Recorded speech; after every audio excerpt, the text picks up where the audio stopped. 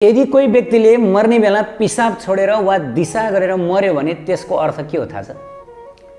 त्यसको अर्थ हो त्यो व्यक्तिको आत्मालाई यमदूतहरूले नरकमा लिएर गएका छन्। त्यो व्यक्ति नरकमा खस्यो भनेर बुझ्नु। यो सत्य हो, शास्त्रमा वर्णन गरिएको छ। जब व्यक्ति पिसाब छोडेर वा दिशा गरेर मर्दछ भनेदेखि यसको मतलब अब ऊ नरकमा खसेको छ। किन? त्यसको पनि म कारण बताउन जाँदैछु, ध्यान दिएर सुन्नु होला। मृत्युकालमा पापी व्यक्तिले यमदूतहरूको दर्शन गर्दछ। यमदूतहरू सूक्ष्म शरीरमा हुन्छन्, अरू व्यक्तिहरूले देख्न सक्दैनन्। केवल त्यो मरणासन्न मर्न लागेको व्यक्तिले आफ्नो सुसुप्ति अवस्थामा देख्न सक्दछ। र शास्त्रमा वर्णन गरिएको छ यी यमदूतहरूले त्यो व्यक्तिको सूक्ष्म शरीर र आत्मालाई त्यसको शरीरबाट झिक्दछन्। भगवत गीताबाट हामीहरूले यो जानकारी प्राप्त गर्यौँ कि यो शरीर त केवल कपडा मात्रै हो। जसरी हामीहरूले कपडा लगाएका छौँ नि, यो कपडा हो यो शरीर। तर यो शरीरलाई धारण गर्नेवाला भित्र अरू नै कोही छ। यसको मतलब हामी यो शरीर नभएर अर्को केही हो, आत्मा हो। त यमदूतहरूले लाने यही आत्मा र आत्मासँग टाँसिएको सूक्ष्म शरीरलाई, सूक्ष्म शरीर। त जब पापी व्यक्तिले मृत्युकालमा मर्ने बेलामा यमदूतहरूलाई देख्दछ, यमदूतहरूको भयानक डरलाग्दो गिडगिडाउँदो त्यो जुन रूप देखेर त्यो पापी व्यक्तिलाई यति डर लाग्छ, यति डर लाग्छ, यति डर लाग्छ कि त्यो डरको कारणले गर्दाखेरि उसले मूत्र त्याग गर्दछ वा दिशा गर्दछ। सामान्य बोलीचालीको भाषामा पनि हामी भन्ने गर्दछौँ डरले पिसा फेर्यो भन्छौँ नि, है? त्यो त डरायो, डरले छोडिदियो भन्छ। यसको मतलब जब व्यक्तिले पिसाब फेर्दछ त्यहाँ त्यो व्यक्तिमा डर छ भन्ने कुरा हामीले बुझ्नु पर्यो। त मृत्युकालमा जब व्यक्तिले पिसाब फेरेर मर्दछ भनेदेखि यसको मतलब यमदूतहरूलाई देखेर त्यो व्यक्तिले डराएर काँपेर आफ्नो शरीर त्याग गर्यो। यो ख्यालठट्टा गर्ने कुरा होइन, यो जोक मान्ने कुरा होइन प्यारा भक्त सज्जन। त अब कुराकानी गरौँ नरकमा कति कष्ट हुन्छ। आजकल हामीहरू यो काम गरे कति आनन्द हुन्छ, यो खाना पाए कति रमाइलो हुन्छ, कति मजा आउँछ भनेर मात्र जिज्ञासा गर्ने गर्दछौँ। त हामीहरूले योभन्दा अब यो जिज्ञासा गर्नुपर्ने आवश्यक छ कि नरकमा मलाई कति पीडा हुन्छ, कति कष्ट हुन्छ, यो संसारको तुलनामा कति कष्ट हुन्छ। शास्त्रमा बताइएको छ नरकमा यो संसारमा जति हामीलाई पीडा हुन्छ त्योभन्दा 100 गुणा बढी पीडा हुन्छ। नरकमा हामीहरूलाई यस्तो शरीर प्रदान गरिन्छ जुन शरीरमा यो शरीरमा 1 थप्पड हान्दा जति पीडा हुन्छ 100 थप्पड हान्दा जति पीडा हुन्छ त्यति पीडा अनुभव हुन्छ नरकको शरीरमा। यो शरीरलाई काट्दा जति पीडा हुन्छ त्योभन्दा 100 गुणा बढी त्यो नरकमा जुन यातना शरीर छ त्यो यातना शरीरलाई काट्दा 100 गुणा बढी पीडा हुन्छ। यसको मतलब संसारमा जति पीडा हुन्छ नि त्यो पीडाको 100 गुणा बढी नारकीय शरीरमा हामीले भोग्नु पर्दछ भनेपछि कति पीडा हुन्छ।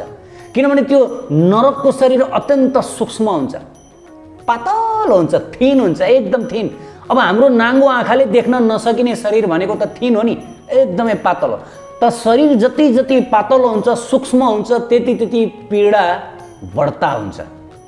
हामी हाम्रै शरीरमा पनि यो कुराको अनुभव गर्न सक्दछौँ।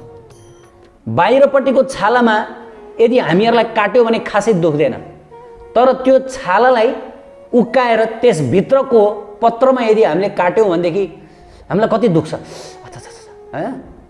यो बाहिरपट्टिको छालामा नुन खोर्सानी छर्केर खासै हामीलाई पीडा हुँदैन, पोल्दैन, तर त्यो छालालाई खुर्केर त्यसभित्र नुन खोर्सानी छर्कियो भने कति दुख्छ। सहन सकिन नि?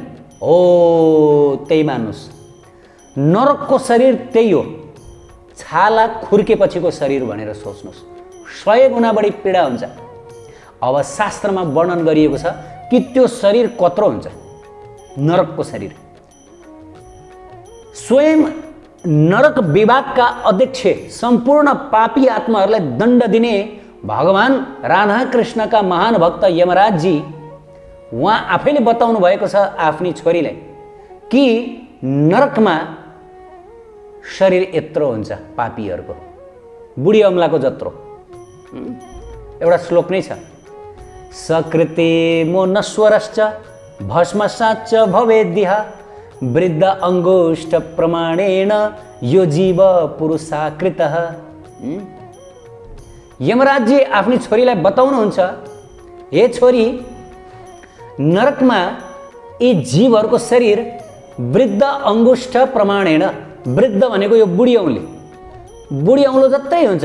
यसको मतलब यो संसारमा हामी यत्रो अग्लो छौँ नि होइन, 5 फिट 10 फिटको छौँ, कोही 8 फिटका छन्, कोही बामपुड्गे छन्, तर नरकमा ती सबको शरीरको साइज बुढी औँलाको जत्रो।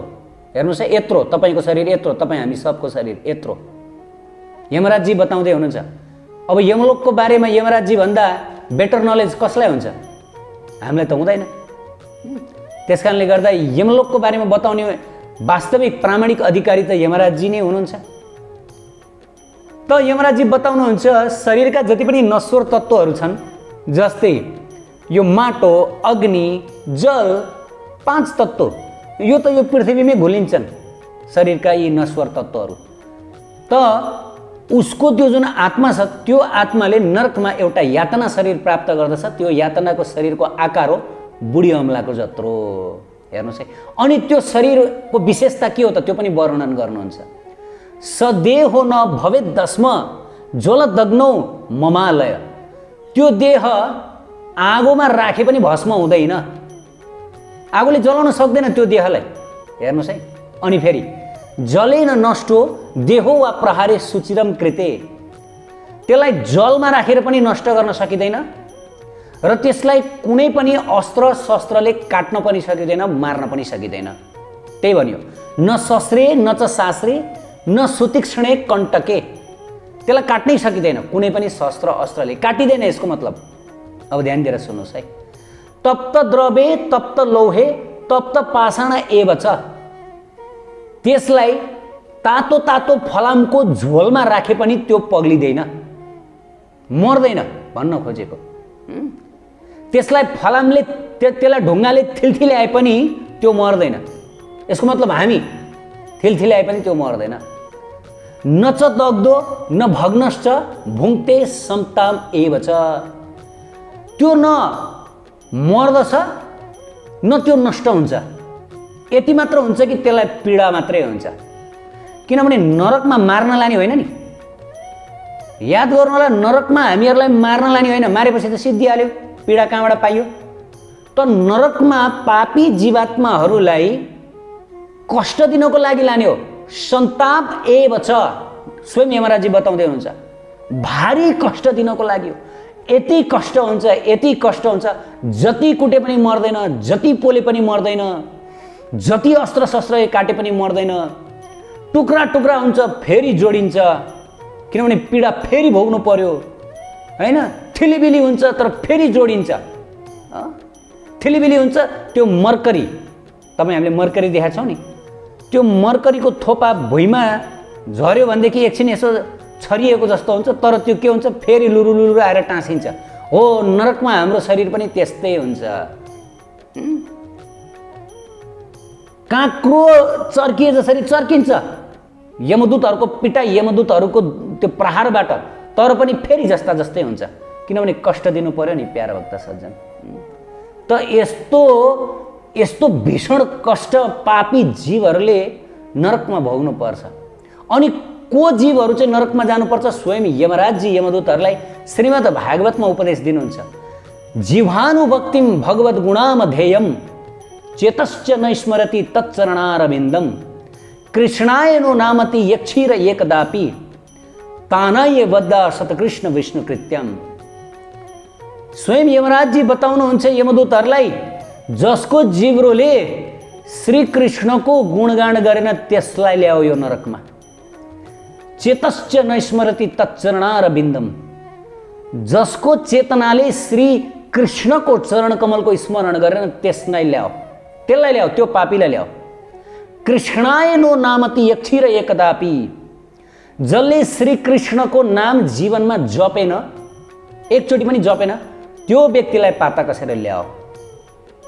तानाय वद्या शतकृष्ण विष्णु कृत्यन बाँधेर तिनीहरूलाई पाता कसेर कुड्दै कुड्दै रौँदै रौँदै ल्याउनु नरकमा जो कृष्णको भक्त होइन। शास्त्रले बोल्छ म मूर्ख होला अथवा कोही मूर्ख होला, तर शास्त्र त मूर्ख हुँदैन।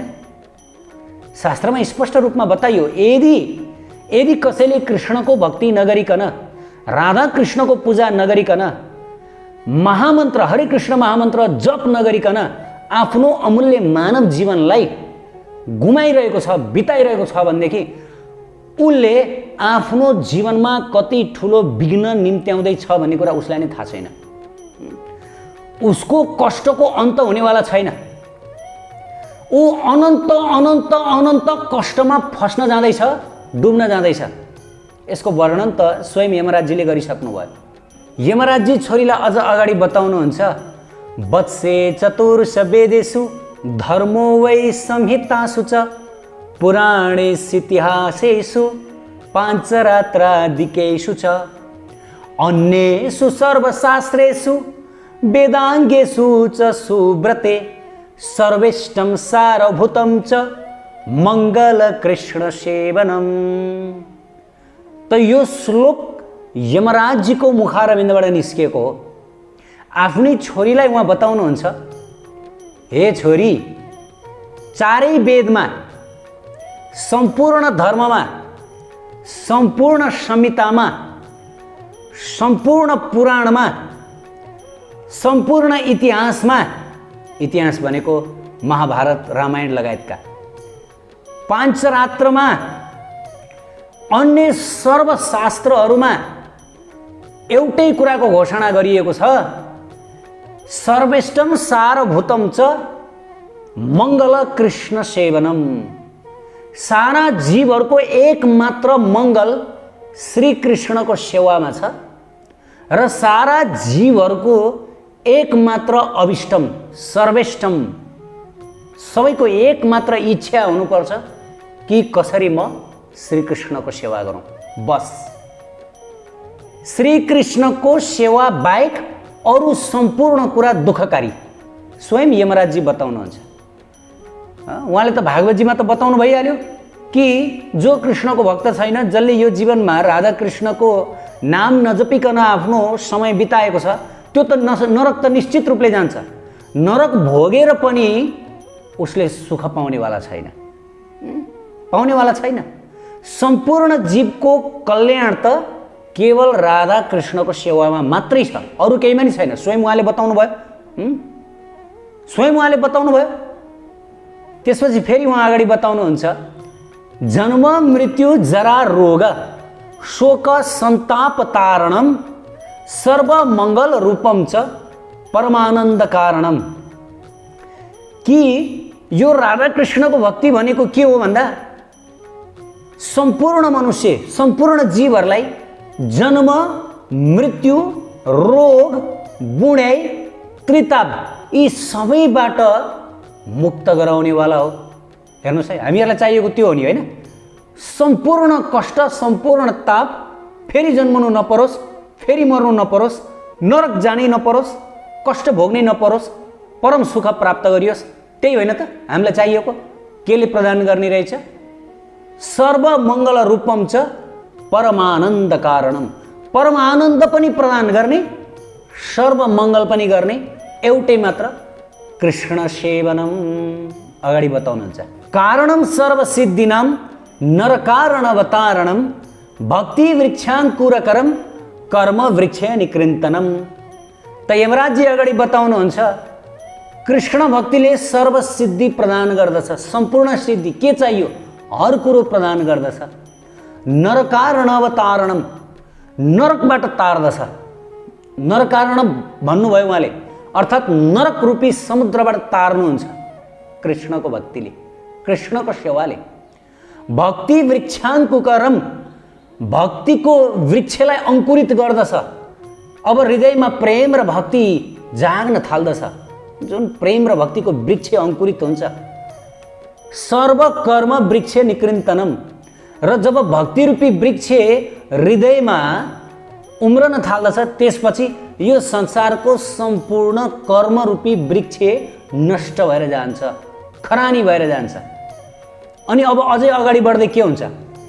गोलोक मार्ग सोपानम अविनाशी पदप्रदम। यसपछि त्यो जीवले अविनाशी पद, कहिल्यै नाश नहुने, कहिल्यै मर्नु नपर्ने, यो दुःखमय जगतमा आउनु नपर्ने परम आनन्दमय, परम आनन्द कारणम गोलक धाम प्राप्त गर्दछ, राधा कृष्णको चरण प्राप्त गर्दछ। यहाँभन्दा अरू के प्रमाण चाहियो? अनि फेरि उहाँ बताउनुहुन्छ, कुण्डानी यमदूतम च ममम च यम किङ्करान् स्वप्नेपि नाइ पश्यन्ति सती श्रीकृष्ण किङ्कर। हे सती, हे छोरी, कृष्णका भक्तहरूको कति महानता छ, ध्यान दिएर सुन। कि कृष्ण भक्तहरूलाई सपनामा पनि मेरा किङ्कर, मम किङ्कर, यमराजजी बताउँदै हुनुहुन्छ, मेरा जो दासहरू छन्, यमदूतहरू, मेरा दूतहरूले सपनामा पनि सताउनेवाला छैनन्। शास्त्रमा त बताइएको छ कृष्ण भक्त यति महान र यति पवित्र हुन्छन् कि कृष्ण भक्तले यो पुरा वसुन्धरा, पुरा धरती देवीलाई पवित्र गरिदिनुहुन्छ, आफ्नो पुरा कुललाई उद्धार गरिदिनुहुन्छ। जसले पनि कृष्ण भक्तको दर्शन गर्यो ऊ पवित्र भइहाल्यो, तुरुन्तै पवित्र हुन्छ। हजारौं चोटि गंगा स्नान गरेर व्यक्ति पवित्र हुँदैन, तर एकचोटि कृष्ण भक्तको दर्शन गरेर ऊ पवित्र हुन्छ भनेर हाम्रो वैष्णव आचार्यहरूले वर्णन गर्नुभएको छ। अब कतिपय व्यक्तिहरूको मनमा यो लाग्ला कि गीता शास्त्र श्रीकृष्ण स्वयंले बताउनु भएको, त्यही भएर आफ्नो बारेमा बढाइ चढाइ भन्नु होला। कतिपय व्यक्तिले मलाई यो पनि भने, अब उनले बोलेको शास्त्र हो, उनले भनिहाल्छन् नि। त यो त उनले बोलेको शास्त्र भएन नि त, यो त स्वयं यमराजजीले बोल्नुभयो नि। छोडिदिउँ यहाँ गीताको कुरा एकछिन। ठिक छ ल, गीता त स्वयं श्रीकृष्णले आफ्नो बारेमा वर्णन गर्नुभयो, तर यहाँ त यमराजजीले अब कृष्णको बारेमा वर्णन गर्दै हुनुहुन्छ। उहाँ भन्दै हुनुहुन्छ, जो कृष्णको भक्त होइन त्यसलाई नै नरक ल्याउनु, जो कृष्णको भक्त हो सपनामा पनि मेरा दूतहरूले दुःख नदिनु, सिद्धियो। त आजकल एउटा अचम्म लाग्दो कुरा के देख्न पाइन्छ भन्दाखेरि मानिसहरूलाई जतिसुकै नरकको बारेमा वर्णन गरे पनि उनीहरूलाई डरै लाग्दैन, डरै लाग्दैन। उनीहरू सिधा भनिदिन्छन्, ए यो सबै केटकेटी पर्नु भनिदिन्छन्। त यो एकदम अचम्मको कुरो। यस्तो यस्तो डरलाग्दो नरकको वर्णन सुनेर मानिसलाई डर नलाग्नुको मतलब कति साहसी मानिसहरू, मानिसहरूमा कति साहस छ हेर्नुहोस् त।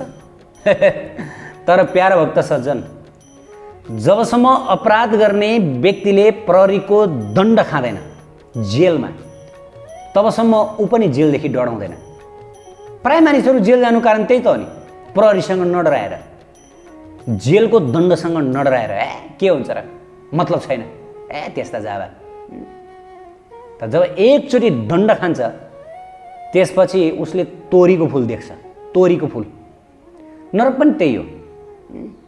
जब एकचोटि जान्छ त्यसपछि ऊ गकुगै हुन्छ। वास्तवमा भन्नुपर्दा यो मानव चोला यति दुर्लभ छ, यो मानव चोला त हामीहरूलाई सम्पूर्ण दुःख कष्टबाट मुक्त हुने उपाय दिएको। अब यो मानव चोलाको सदुपयोग गरेर, यो पोस्ट हो एउटा, यो पोस्ट। जसरी कोही व्यक्ति अब प्रधानमन्त्री भयो अरे, मानव राजा भयो अरे, ल गरिब व्यक्ति ऊ आफ्नो भाग्यले राजा भयो, त्यसपछि उसले के गर्दछ, आफ्नो लागि प्रशस्त सम्पत्ति जोड्दछ, प्रशस्त राज्य जोड्दछ, प्रशस्त शक्ति जोड्दछ। किनभने यही हो मौका। कुनै समय गरिब थिएँ, भिखारी थिएँ, अब अहिले म मेरो भाग्यको कारणले राजा भएको छु, अब गर्ने के? अब त टन्न ऊ आफ्नो लागि ऐश्वर्य जम्मा गर्न लाग्दछ। हो, यो मानव चोला पनि त्यही हो। यति बेला राजा हुन पाएका छौँ हामी, मानव शरीर प्राप्त गरेका छौँ। अब आध्यात्मिक वैभव, भगवान नामको संकीर्तन, भगवान धामको प्रेम भक्ति, यदि यसलाई कमाउन सकेनौँ भनेदेखि जब हामी अब भिखारी बन्छौँ नि, त्यसपछि भिखारीका भिखारी हो, मुक्त हुनेवाला छैनौँ। अब जब हामी नरकमा खस्छौँ मानव तनबाट, बरु त्यो भेडा बाख्रा अब मनुष्य छिटै बन्ला, उसले भक्ति गर्ने अवसर प्राप्त गर्ला। किनकि उसले 84 को चक्र सिद्ध्याउन लागेको पनि हुनसक्छ। तर अब मनुष्यबाट यदि 84 को चक्रमा खस्यौ, नरक कुण्डमा खस्यौ भने अब खसेको खसे, अब कहिले तिमी उद्धार हुन्छौ, तिम्रो अब कहिले बेडा पार हुन्छ, त्यसको कुनै लेखाजोखा नै गर्न सकिन्न के, त्यसको वर्णन नै गर्न सकिँदैन। मानव जन्म प्राप्त गरेर यदि राधाकृष्णको भक्ति गरेनौ भनेदेखि जानिया सुनिया विष खाइनु, तिमीले बर्बादी गर्यौ, तिमीले जानी बुझी विष खायौ भनेर त नरोत्तम दास ठाकुर महाराजले वर्णनै गर्नुभएको छ। मानव जीवन भनेको सारा धर्म छोडेर, सम्पूर्ण कर्तव्य पनि छोडेर, सम्पूर्ण जगतलाई नै सकिन्छ त्यागेर एकमात्र राधा कृष्णको एकान्तिक भक्ति गर्नको लागि हो। नत्र भनेदेखि खैरात छैन। जीवन त मृत्यु त सबैले स्वीकार गर्नुपर्छ, यो सत्य हो। र कुन बेला यो क्रूर र निर्दयी मृत्यु तपाईँ हाम्रो अगाडि आउँछ यो हामीलाई थाहा छैन। हामी भन्न सक्छौँ यस्तो भनेर जीवन कहाँ चल्छ, त यस्तो भन्नेहरूले पनि मृत्यु स्वीकार गर्नु पर्यो। कोही पनि जीवित छैनन्। यो वज्र सबैको शिरमा खस्नेवाला छ। त्यो वज्र खस्नुभन्दा अगाडि नै यो प्रेम भक्ति, यो प्रेम धर्मबाट जति सक्यो त्यति लाभ उठाउनु पर्दछ। उत्कृष्ट आध्यात्मिक जानकारीहरूका लागि नेपालकै पहिलो शुद्ध आध्यात्मिक च्यानल टिभी लजिकल कृष्णलाई सब्स्क्राइब गर्न नभुल्नुहोला र हरेक अपडेट्सका लागि यो बेल आइकन पनि दबाइदिनुहोला।